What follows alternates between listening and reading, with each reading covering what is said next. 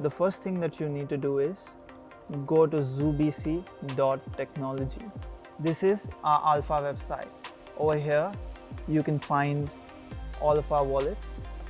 You can find our white paper details. You can find our testnet explorer and about Zoolanders. Getting started with the ZooBC desktop wallet. When you open the ZooBC wallet, you see a multiple functions right here.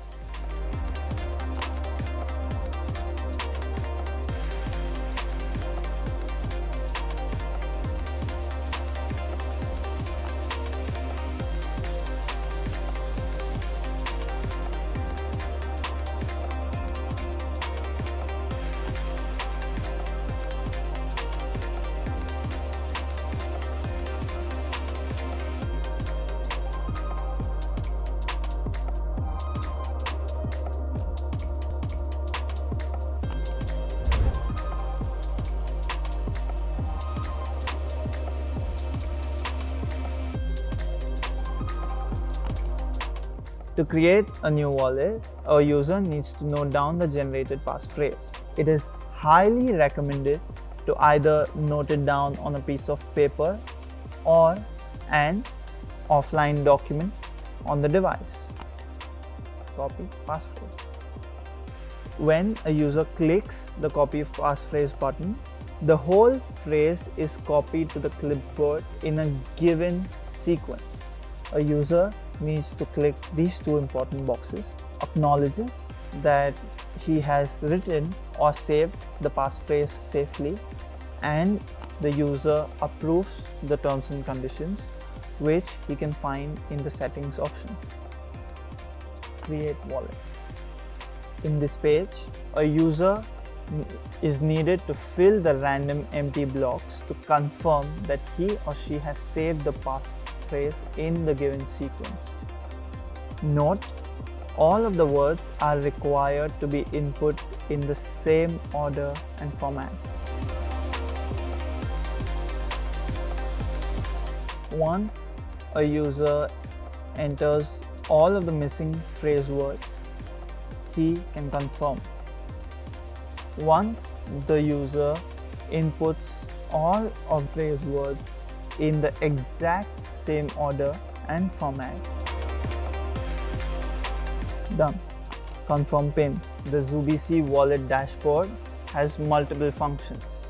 Wallet settings.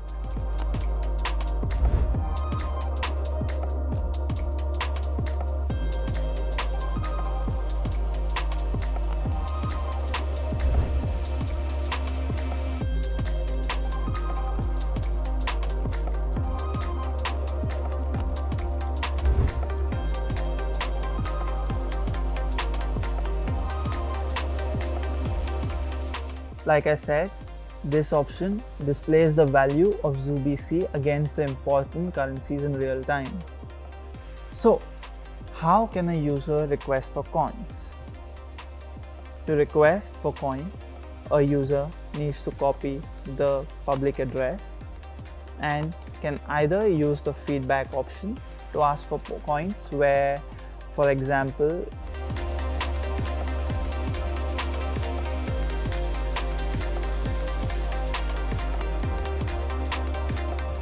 over here, under the balance, you see the real-time value of ZooBC in terms of euro or any other currency that you best like. With the ZooBC wallet, users need only one passphrase, which you saved earlier, to generate the master key, using which they can generate multiple child keys. ZooBC wallet has this novel feature with which, with only one passphrase, a user can create multiple addresses. Basically, a user can separate addresses for tax payment, for personal expenses, for salaries, online shopping, and etc. all within one wallet. Let's try to make a few addresses over here.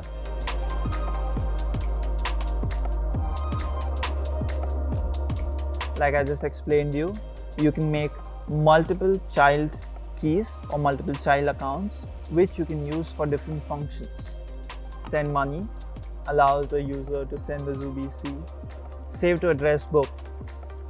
Using this feature, you can save the addresses of your friends or for the users you frequently transact with, so that you don't have to keep putting their addresses again and again. Custom fee is basically any fee that you'd like to pay. If you pay a fee which is more than the average fast fee, your transaction will get executed faster. If you pay a fee which is less than the average slow fee, your transaction will get executed slower than the slow fee. The advanced option is a coming soon feature. It is basically for escrow payments. Let's say I send 10 ZooBC. Send. Confirm send money allows you to check the transaction details. Basically, which account you're sending it from, which account you're sending it to, the amount, the fee that is charged to you, and the total money that will be transacted from your balance. You confirm using your passcode.